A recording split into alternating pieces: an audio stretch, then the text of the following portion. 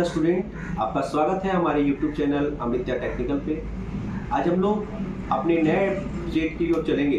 उससे पहले जो अभी ANP technician, DMRC, PMRC Patna metro railway corporation और साथ ही साथ आईटीआई का एग्जाम होने वाला है, तो उसको ध्यान में रख करके हम लोग ऑब्जेक्टिव टाइप सेट का भी प्रैक्टिस कर रहे हैं। उसी को हम लोग आगे लेकर के अगले क्रम में चल रहे हैं, जिसको हम लोग इस वीडियो में देखेंगे। सिलिकॉन की परमाणु संख्या 14 है। इसका तात्पर्य है कि इसके एक परमाणु में कितने इलेक्ट्रॉन होते हैं, तो ये होते हैं आपके 14 इलेक्ट्रॉन्स। नेक्स्ट क्वेश्चन है आपका, किसी तत्व का परमाणु भार किस बराबर होता है, तो इस किसी तत्व का परमाणु भार प्रोटॉन्स तथा न्यूट्रॉन्स की कुल संख्या के बराबर होता है, यानी ऑप्शन नंबर सी इसका सही जवाब होगा। नेक्स्ट क्वेश्चन है, दिए गए चित्र में परमाणु में संयोजी इलेक्ट्रॉन्स की संख्या कितनी है, तो ये आपका दिया गया है। हम लोग केमिस्ट्री में भी पढ़ते हैं कि न्यूक्लियर में पी और एन जो है उसकी संख्या न्यूक्लियर में बीच में होती है, यानी सेंटर पे इससे हम लोग काउंट करते हैं। तो इसका आपका क्वेश्चन नंबर 3 का आंसर हो जाएगा ऑप्शन नंबर 4, यानी 4। ऑप्शन नंबर 4 में 4। क्वेश्चन 3 में दिया गया है कि परमाणु में संयोजी इलेक्ट्रॉन्स की संख्या क्या होती है। संयोजी इलेक्ट्रॉन मतलब कोवैलेंट इलेक्ट्रॉन्स के बारे में बात करता है ये। तो नेक्स्ट क्वेश्चन हम लोग इसमें चलेंगे अगले क्वेश्चन के लिए। तांबा सर्वाधिक प्रयुक्त चालक है, क्योंकि इसमें क्या होता है, तो चौथा नंबर क्वेश्चन है, इसका उपयुक्त वर्णित सभी कारण उचित है, यानी इसकी प्रतिरोधकता निम्न होती है, इसमें महीन तार के रूप में प्रत्यावर्तित किया जा सकता है, यह चांदी की अपेक्षा सस्ता होती है। यानी तांबा को हम लोग जो यूज़ करते हैं तो ये वेस्ट कंडक्टर के तहत जाना जाता है, क्योंकि हम लोग सोना चांदी और जितने भी गुड कंडक्टर हैं वो उसका यूज़ हम लोग घरेलू परिपथ में नहीं करते हैं। यहाँ तक कि हम लोग सेमीकंडक्टर का आज चैप्टर को कर रहे हैं। नेक्स्ट क्वेश्चन है इसका, धारा वोल्टता तथा प्रतिरोध के मात्रक क्रमशः निम्न प्रकार है। धारा मतलब करंट की बात कर रहा है, वोल्टता मतलब वोल्टेज की, और रेजिस्टेंस मतलब रजिस्टर मतलब रेजिस्टेंस की बात कर रहा है। तो इसमें देखिए, धारा का मात्रक होता है एम्पियर, वोल्टेज का मतलब होता है वोल्ट, और प्रतिरोध का मात्रक होता है ओम, यानी ऑप्शन नंबर आपका 5 का हो जाएगा ऑप्शन नंबर 2 सही। नेक्स्ट क्वेश्चन है आपका, आवेश कणों की गति कहलाती है क्या, तो आवेश कणों की गति क्या कहलाती है, ये गति जब भी होता है तो हम लोग धारा में इसको, चूँकि धारा के कारण वोल्टेज और V is directly proportional to I हम लोग ओम्स लॉ में पढ़ते हैं, तो इसमें गति देने के लिए हम लोग धारा का यूज़ करते हैं। तो इसलिए हम लोग छठा का आंसर आपका हो जाएगा ऑप्शन नंबर बी, धारा। नेक्स्ट क्वेश्चन है आपका, भारत में घरेलू उपयोग के लिए विद्युत शक्ति प्रदान की जाती है, यानी घरेलू परिपथ में जो वोल्टेज हम लोग यूज करते हैं होम घर के लिए, उसका जो आपका टेक्निकल वोल्टेज का एक्चुअल वैल्यू क्या होता है। तो इसलिए हम लोग क्वेश्चन नंबर 7 देखते हैं, इसमें 230 वोल्ट। ऐसे हम लोग 220 वोल्ट 50 हर्ट्ज लिखते हैं, लेकिन सभी जगह पर ये सप्लाई अलग अलग होती है। जैसे इंडिया से बाहर फ्रिक्वेंसी का हम लोग का अलग अलग मान हो जाता है। जैसे हम अमेरिका में लेते हैं तो ये 60 हर्ट्ज पे चला जाता है, भारत में 230 वोल्ट 50 हर्ट्ज मानक स्टैंडर्ड माना जाता है।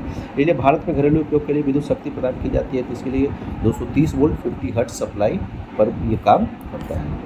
नेक्स्ट क्वेश्चन है आपका, भारत में, ऐसा कि क्वेश्चन पिछले क्वेश्चन में हम लोग चर्चा कर रहे थे, भारत में एसी मुक्त सप्लाई की आवृत्ति क्या है, यही फ्रीक्वेंसी की बात करती है। अगर भारत में होगा तो इसका ऑप्शन नंबर बी सही जवाब होगा। अगर भारत से बाहर का होगा, जैसे अमेरिका हो गया, अन्य किसी देश में, तो वहाँ पे 60 हर्ट्ज की सप्लाई काम करती है फ्रीक्वेंसी के लिए। तो क्वेश्चन नंबर 8 का सही जवाब हो गया आपका option number B. Next question में हम लोग चलेंगे, दो आवेशों के मध्य आकर्षण तथा अथवा प्रतिकर्षण, यानी अट्रैक्शन और रिपल्शन की बात कर रहा है।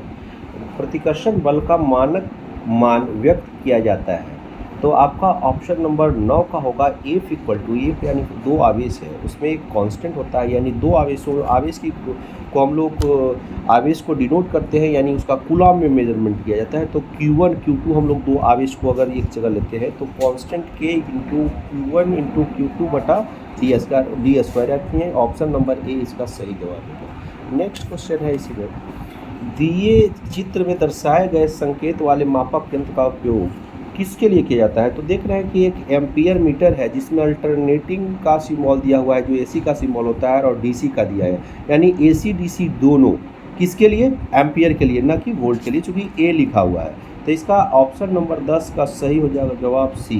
ठीक है, नेक्स्ट क्वेश्चन, चित्र में दर्शाए गए मापी का पाठ्यांक क्या है? तो आप लोग देखिएगा कि जो लाइनिंग दिया हुआ है तो एक छोटे घर का मान क्या है, उसी के आधार पर हम लोग इसका वोल्टेज देखेंगे कि जो देख रहे हैं कि ये जो 4 के बाद जो है तीसरे पॉइंट पर है, तो आपका ये जो आंसर होगा, एक छोटे घर का मान 2 है तो 4 और छोटा घर 3 वाला पे है, तो इसको हम लोग ले रहे हैं 2 2 4 2 6 यानी 4.6 वोल्ट DC। इसका आंसर हो जाएगा ऑप्शन नंबर बी। ठीक है, नेक्स्ट क्वेश्चन हम लोग चलते हैं इसी में।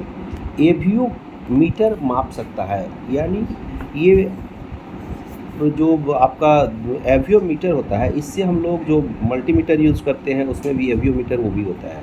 इसमें हम लोग एम्पियर को मापते हैं, A for ampere, V for voltage, O for ohms, यानी तीनों के तीनों का यूज़ करते हैं। यानी आप लोग देखेंगे कि क्वेश्चन नंबर 12 का ऑप्शन नंबर डी सही जवाब होगा, क्योंकि इसमें धारा का, एम्पियर का, वोल्टेज का और प्रतिरोध का, तीनों का मेजरमेंट किया जाता है। O for ohm meters. ठीक है, नेक्स्ट क्वेश्चन हम लोग इसी में चलते हैं। ओम मीटर की प्रॉब्स को शॉर्ट करने पर उसका संकेत दर्शाता है, क्या दर्शाता है? तो इधर बाएं से शून्य, उधर दाएं, यानी शून्य ओम दर्शाता है। ठीक है, तो नेक्स्ट क्वेश्चन इसी में फिर है आपका लास्ट क्वेश्चन है इस सेट का, ये आज का। तो परंपरागत बहुमापी मल्टीमीटर, यानी परंपरागत मल्टीमीटर आधारित होता है किस पे? तो ये होता है चल कुंडली यंत्र पर। ये जो ऑप्शन है आपका, ये ऑप्शन नंबर ए इसका सही जवाब होगा। तो इस तरह से आज का हम लोग का सेमीकंडक्टर का पहला सेट आज समाप्त होता है। नेक्स्ट टेस्ट में हम लोग फिर मिलेंगे अगले वीडियो के साथ। तब तक के लिए धन्यवाद। अगर आपको ये वीडियो अच्छा लगे तो इस चैनल को लाइक सब्सक्राइब जरूर करें। धन्यवाद।